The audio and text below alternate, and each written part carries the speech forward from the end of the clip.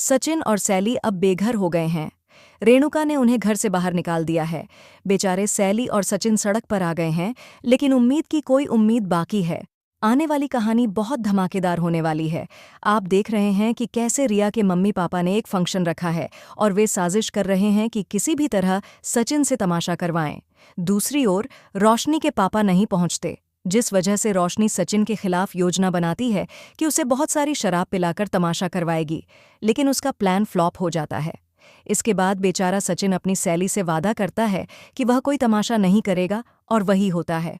फिर अचानक ऐसा क्या होता है कि रेणुका घर आकर यह ऐलान कर देती है कि खबरदार सचिन और सैली, अगर तुमने अंदर कदम रखा तो तुम इस घर में अब नहीं रहोगे। यह सुनकर हर किसी के होश उड़ जाते हैं।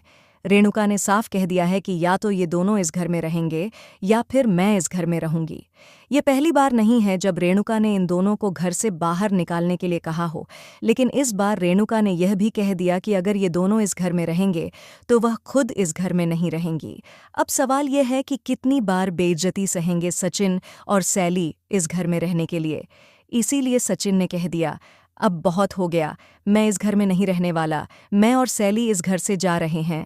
सचिन और सैली ने अपना सामान बांध लिया है और अब वे इस घर को छोड़कर बहुत दूर जा रहे हैं, यानी वे बेघर हो गए हैं। अब यह देखना दिलचस्प होगा कि सचिन और सैली अपनी नई जिंदगी की शुरुआत कैसे करेंगे।